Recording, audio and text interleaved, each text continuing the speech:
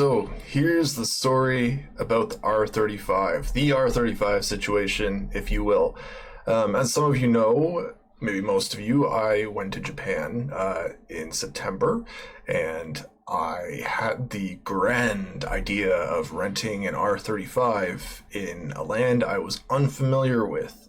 It was going to be a silver R35, not the current gen, but the gen before that. So how it appears here, just obviously not Nismo. That would be crazy. I plan to take it to Daikoku, PA, though, and Tatsumi, and explore the highway system because it's absolutely crazy there. Instead, something different happened, but I need to preface it with more of a story.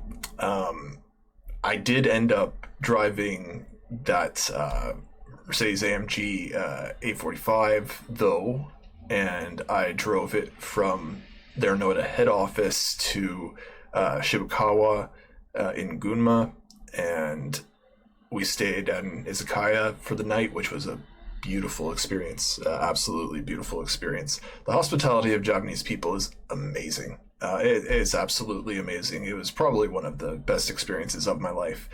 Funny enough, I parked the A45 in the parking lot where the initial D manhole cover is, which you may have seen in the video where I take the A45 up Mount Haruna, which is the toge that inspired Akina, the first toge run, the run where Takumi learns how to drift and does his early morning tofu deliveries. I also visited the D's cafe, unfortunately very late in the day. I wish I'd gotten there a bit earlier, but navigating highways and all of that new stuff, didn't really have much time. That's a disappointment, but I'll eventually come back there. I decided to drive a right-hand drive car for the first time on a place where I was unfamiliar with. After we went up the toge, we did the ropeway to the top of Mount Haruna, and something special happened.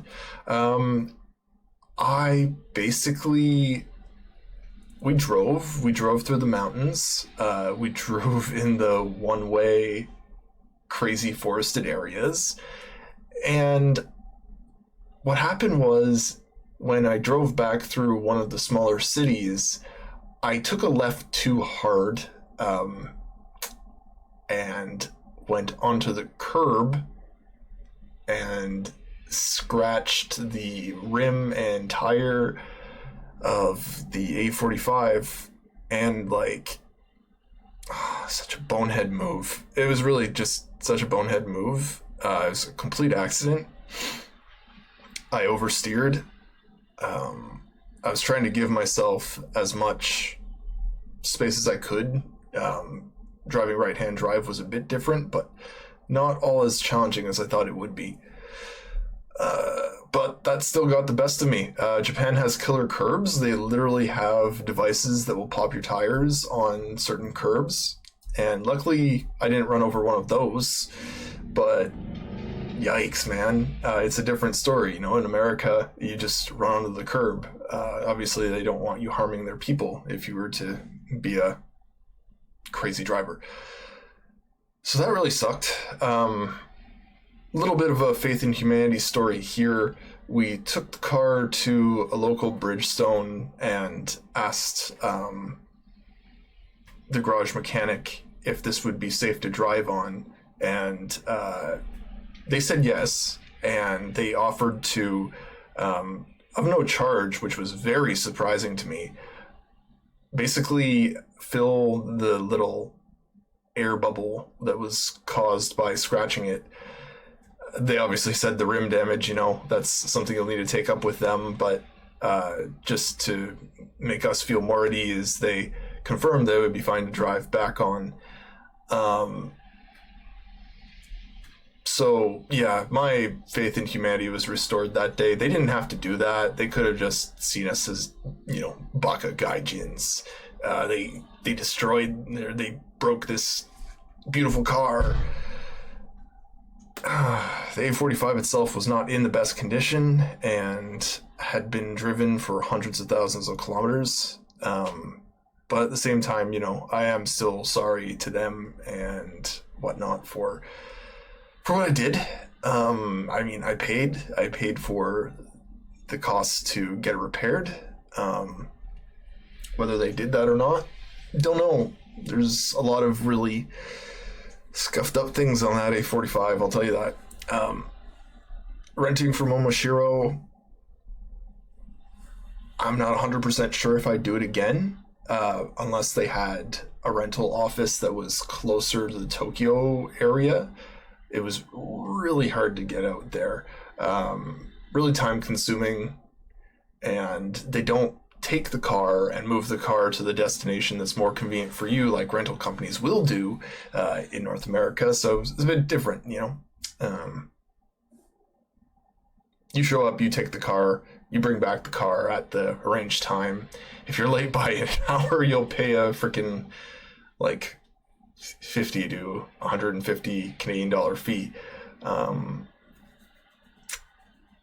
Crazy stuff. But yeah, I'm just needed to preface this to say that when I got back, I basically decided that I was uncomfortable driving the R35 in the really tight city there, driving this boat of a car, this very high-speed car, to Tokyo and leaving it in Akihabara for the evening. Yeah, it's like driving on the highway, no problem. Bringing it up to the highway, bit of a different story. I thought to myself, I'm like, if there was even a scratch on this thing, they would charge me like $1,000. So I didn't really want to take that risk. And frankly, I was just upset by the whole situation. Upset with myself because it was just like one small driver error issue. Driver error. One small issue made me lose my faith in my driving for the day. I'm hard on myself. I'll admit, but I just couldn't bring to potentially see that happen, I guess. The anxiety of that. Yeah, and I was just really tired from the day. We walked with our luggage afterwards to the train station, and I just remember being like so mentally and physically tired. I just wanted to check into our hotel and get something to eat and have something to drink and call it a night. Because it's a long day. It's a long day.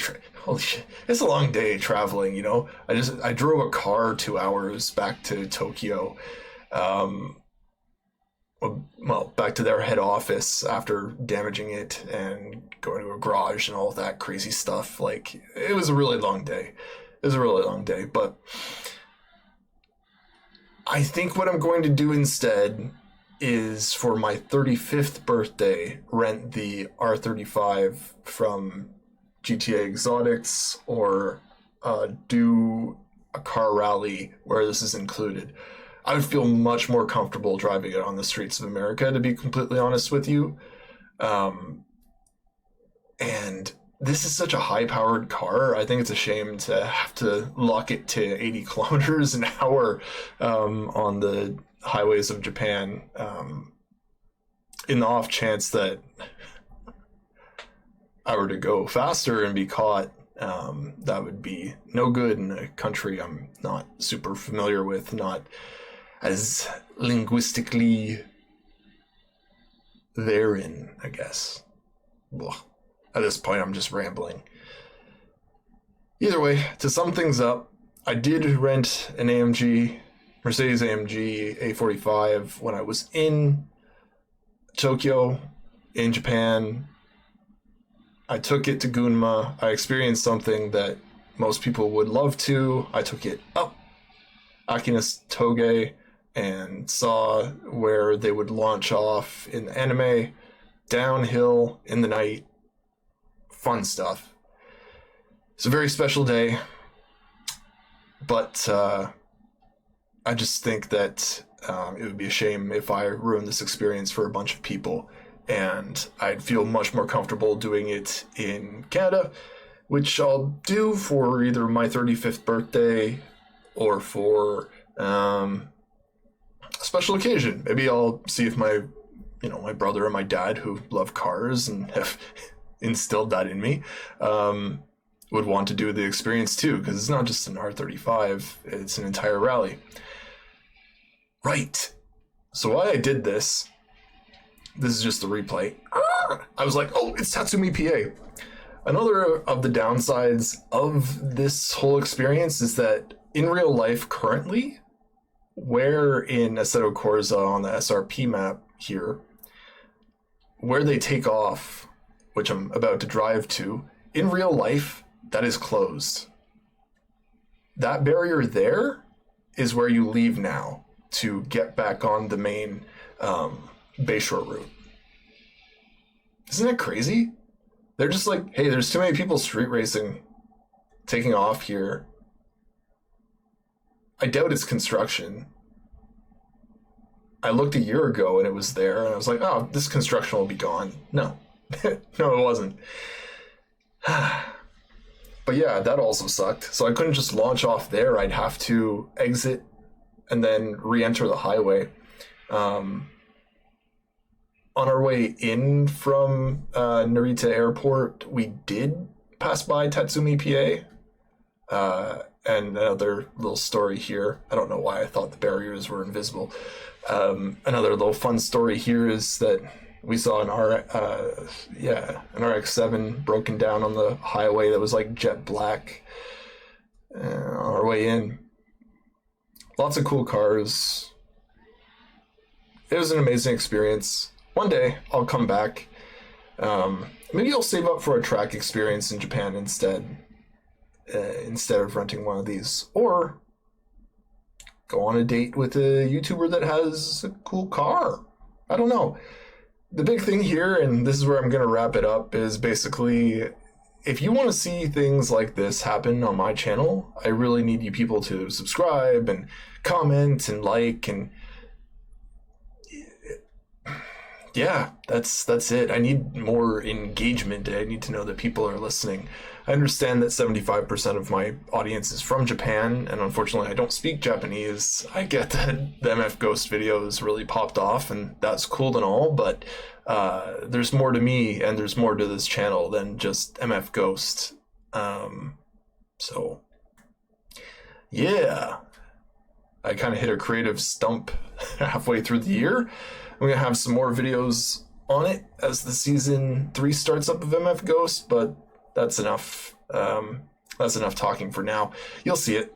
You'll see it when it comes out. Thank you for watching. I hope you enjoyed the footage there. Sorry to neuter the sound, but this is a yapping over cool footage video. See you in the next one. Bye.